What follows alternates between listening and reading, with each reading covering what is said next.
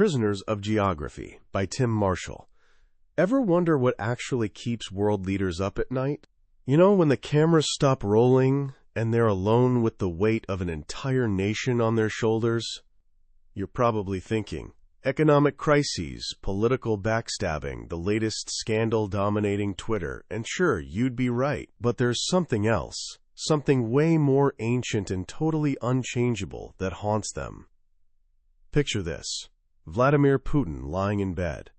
The book we're diving into today, Prisoners of Geography, opens with this wild image. If Putin's a religious guy, he might end his day with a prayer, and then ask God one simple, almost desperate question. Seriously, why couldn't you have put some mountains in Ukraine? Mountains? Yeah, mountains. Because without them, Ukraine is basically a massive, flat highway pointing straight at Moscow. For 500 years, that flatland, the North European plain, has been Russia's Achilles heel. The Poles came through there. The Swedes, Napoleon, and his French army. The Germans, twice. Every major threat to Russia has rolled across that wide-open space. That single piece of geography has shaped Russia's paranoia, its expansion, and its aggression for centuries. They're literally prisoners of their own landscape. And here's the kicker. So are we all. That's the mind-blowing idea at the heart of Tim Marshall's Prisoners of Geography. Now, Marshall isn't some ivory tower academic. This guy spent 25 years as a war correspondent, dodging bullets in over 30 countries. Bosnia, Afghanistan, Iraq, you name it. He's witnessed firsthand how rivers, mountains, deserts, and oceans aren't just pretty backgrounds. They're actually writing the script of human history. So here's what we're going to do together. We're going to crack the code of the world map. And I promise you, once we're done, you'll never look at a globe the same way again. Those borderlines on maps, often they're just hopeful ink, fighting against ancient truths carved into the earth itself. You'll finally understand why some countries seem destined for wealth and power, while others are stuck in an endless struggle. You'll start seeing the news not as random chaos, but as the latest chapter in a story that was written into the planet's crust millions of years ago. This isn't just about geography. It's about understanding the hidden forces shaping our world, our leaders, and our future. Let's start with that same nightmare haunting Russian leaders. Look at a map of Russia. It's the biggest country on Earth, stretching across 11 time zones.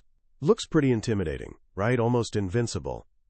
But Russian leaders see something completely different. They see vulnerability. The heartland, centered on Moscow, sits on that enormous North European plain. Sure, they've got the Ural Mountains to the east. That helps. The Caucasus Mountains to the south. The frozen Arctic to the north. But to the west, nothing. Just flat, open land for days. This is Russia's eternal anxiety. Marshall explains that for centuries, Russia's entire strategy has been driven by one obsession: push outward, grab that flatland, create a buffer zone. From Ivan the Terrible to Catherine the Great, Russia kept expanding. West to the Carpathian Mountains, swallowing Ukraine, taking the Baltic states, all to build a protective ring around Moscow. The Soviet Union? Just the Russian Empire, with a new marketing campaign, pushing that buffer all the way to Berlin. So when the Soviet Union collapsed in the 1990s, Russia didn't just lose an ideology, it lost its security blanket. Its defensive buffer retreated hundreds of miles overnight.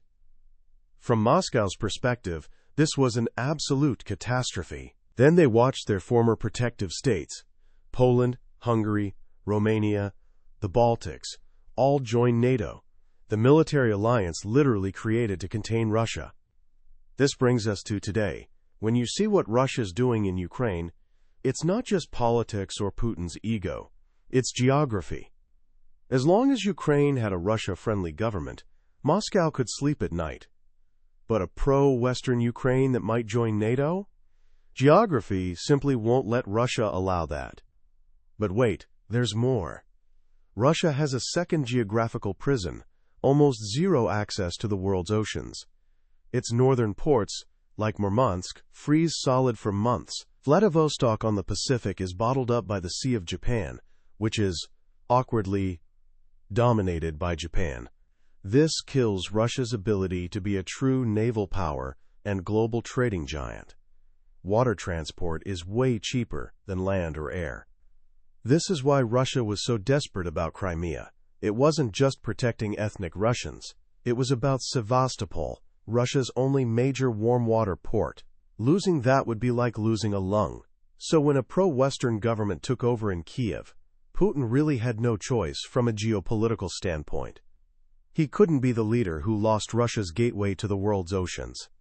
Russia remains a prisoner, forever pushing west for security and south for access to the sea. Now let's jet across the globe to a nation that basically won the geographical jackpot, the United States of America.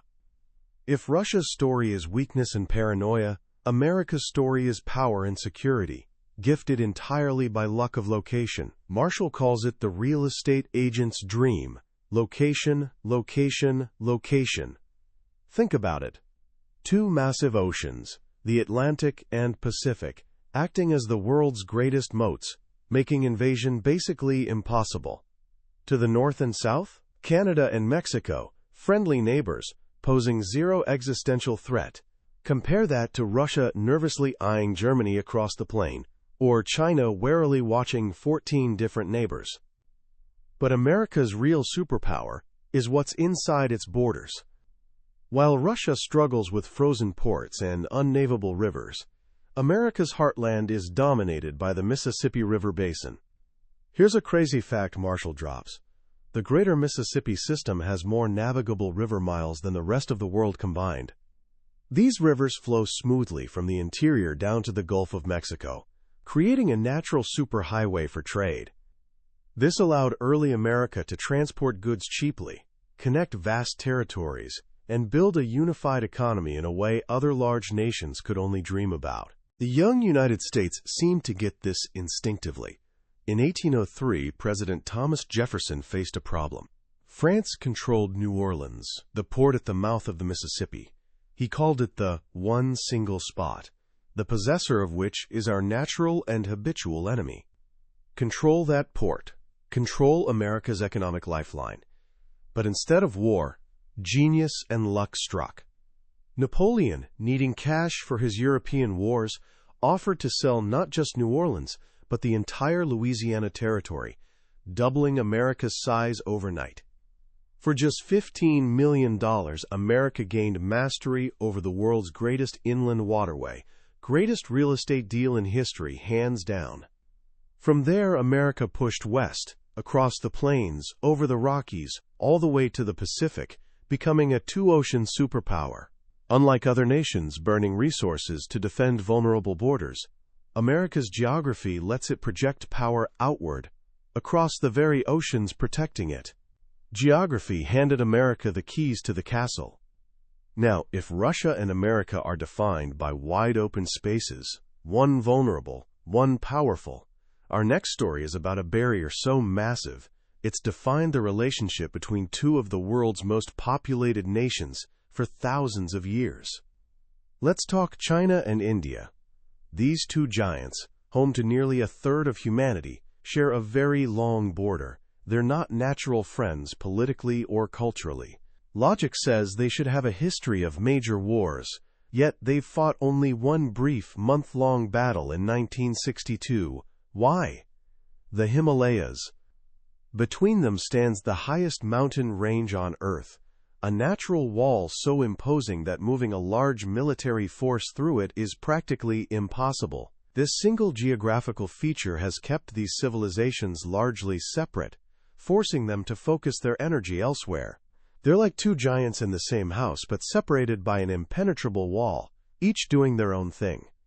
This brings us to a crucial concept, the geopolitics of fear.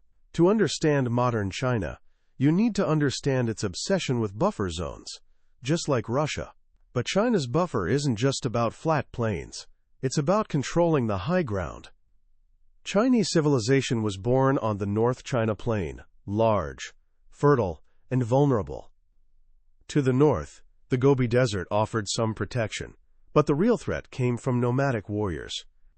So for millennia, China's strategy was simple: expand outward until you hit natural, defensible barriers. This explains China's relentless drive to control two vast, non-Chinese territories, Xinjiang in the west, and, most famously, Tibet in the southwest. In the west, Tibet is often seen through the lens of human rights and the Dalai Lama's peaceful struggle, but Beijing sees cold, hard geography. Tibet is the Dauphin roof of the world. If China didn't control Tibet, its rival India might. That would give India the commanding heights of the Tibetan Plateau, a perfect strategic base to threaten the Chinese heartland. Even more critical, Tibet is China's water tower. Three of China's most important rivers, the Yellow, Yangtze, and Mekong, start on the Tibetan Plateau. For a country with a fifth of the world's population, but only 7% of its fresh water, the idea of a foreign power controlling the sources of its life-giving rivers is an existential nightmare. It simply cannot happen. This is why China has poured insane effort into cementing control over Tibet, building roads and railways into that forbidding landscape. That railway European engineers said was impossible. Now it brings millions of Han Chinese settlers into Tibet, slowly changing demographics and diluting Tibetan culture. For Beijing, this is national security. The Free Tibet movement can protest, but in a battle between Hollywood celebrities and a superpower's geopolitical imperatives, geography usually wins. China is securing its land-based prison walls. But China, like Russia, has another problem, a maritime one. For 4,000 years, China was a land power. Now, to fuel its massive economy, it needs resources from around the world, oil from the Middle East, minerals from Africa, and those resources travel by sea. Suddenly, China finds itself imprisoned again, this time by the ocean. Look at the seas off China's coast. To reach the wider Pacific and Indian Oceans, Chinese ships must pass through straits and channels controlled by other nations, many of them U.S. allies. Beijing calls this the First Island Chain, running from Japan through Taiwan, the Philippines, down to Malaysia. In peacetime, no biggie. But during conflict, this chain could blockade China, choking off trade and energy. The Strait of Malacca, between Malaysia and Indonesia, is particularly terrifying. Less than 2 miles wide at its narrowest point, and nearly 80% of China's oil imports squeeze through there. This is why China's so aggressive in the South China Sea, building artificial islands and claiming vast ocean territory. It's not just national pride, it's a desperate attempt to break out of its maritime prison, secure sea lanes, and push the U.S. Navy away from its coast. China's trying to turn its front yard into a fortress. This brings us to a darker chapter, where prison walls weren't created by nature, but drawn with rulers and pencils by men in faraway lands. This is the story of Africa and the Middle East. If America's geography is a blessing and Russia's a curse, Africa's is a tragedy of isolation and division. Marshall argues that Africa's geography is a key reason it's been less technologically and politically successful than other regions. First, physical features created immense barriers to connection.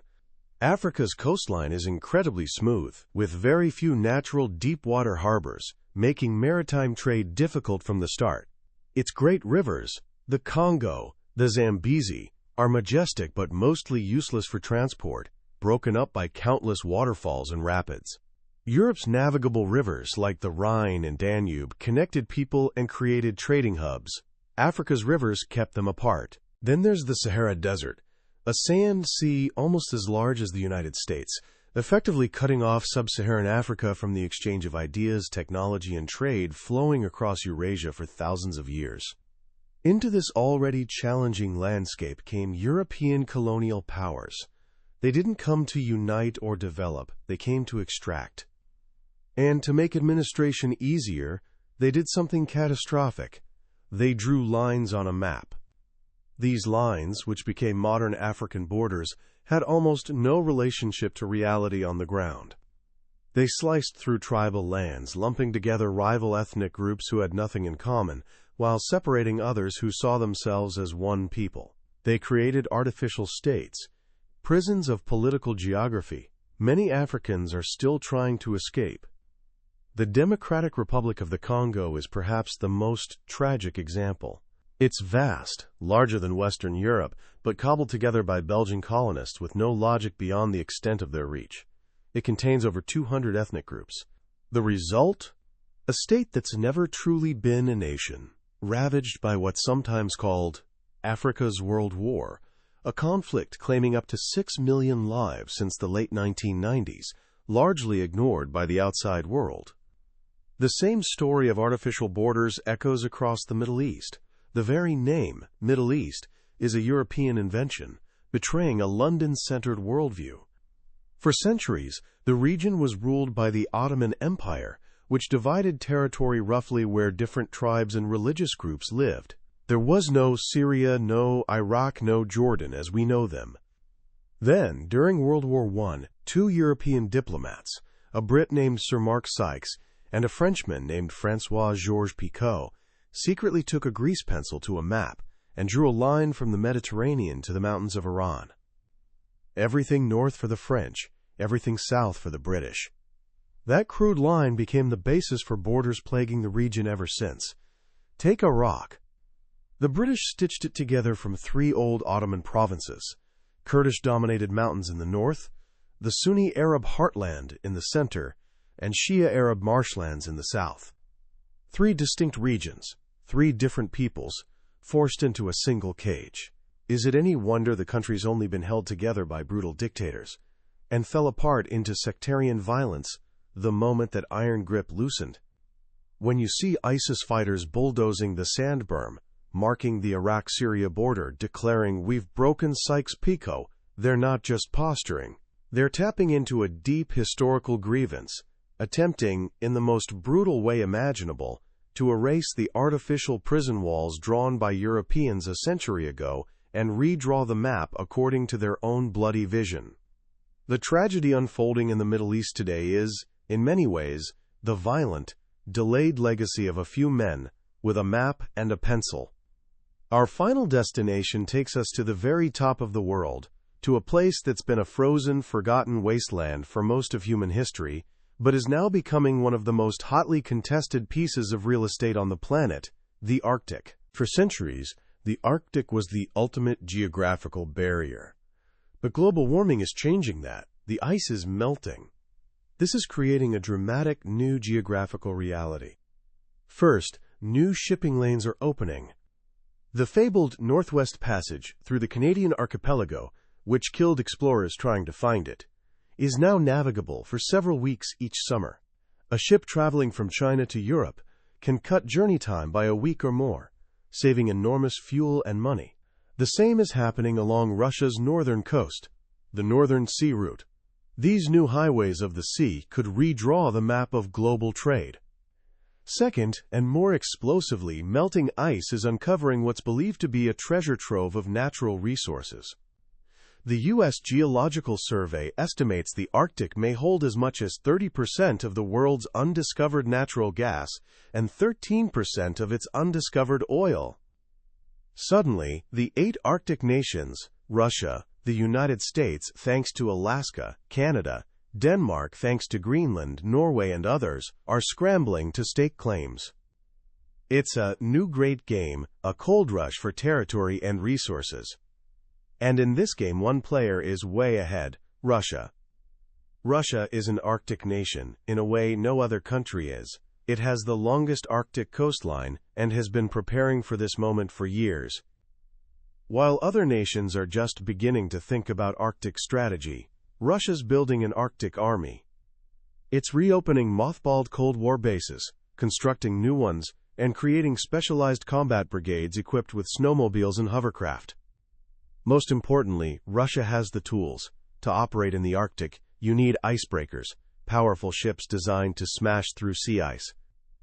Russia has a fleet of over 30, including the world's only nuclear-powered icebreakers. The United States? One functioning heavy icebreaker, decades old.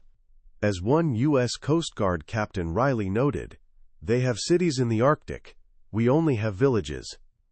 In 2007, Russia planted a titanium Russian flag on the seabed directly beneath the North Pole, a dramatic statement of intent.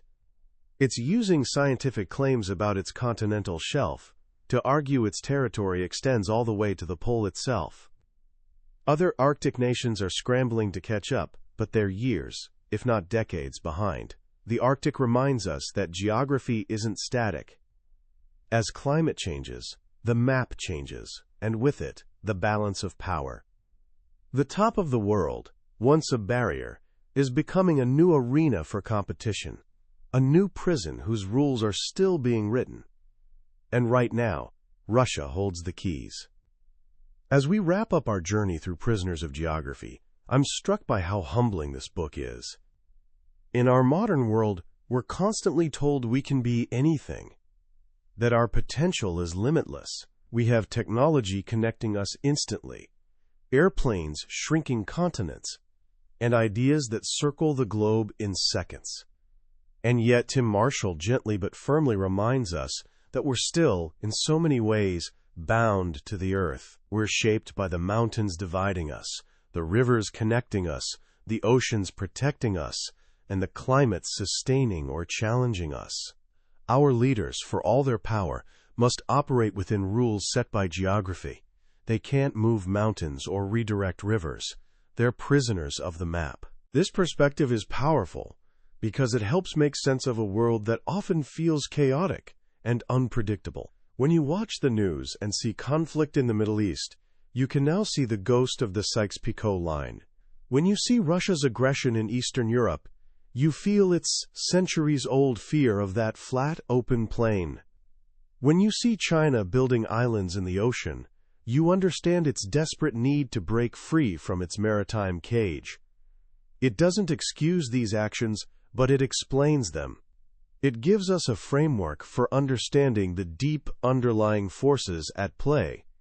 So how can you start using this new lens to see the world? Let me leave you with a few practical ideas. First, next time you see a major news story unfolding, do something simple. Open a map. Don't just look at political borders with their neat lines and colors. Look at a physical map. Where are the mountains, the rivers, the ports? Is the country landlocked? What are its neighbors like? Ask yourself, what does geography tell me about this situation? You'll be amazed at the insights you gain. Second, think like a leader. Pick any country and imagine you're its president or prime minister. What are your geographical advantages, your vulnerabilities? Is your population unified or divided by mountains and valleys?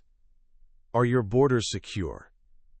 This simple thought experiment can build deep, intuitive understanding of the challenges and opportunities nations face.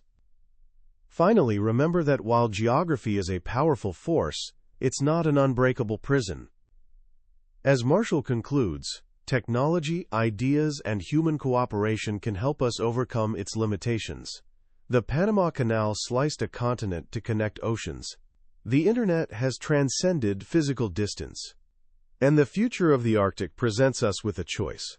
Will it be another battleground for resources, or can it become a model for international cooperation in a challenging environment?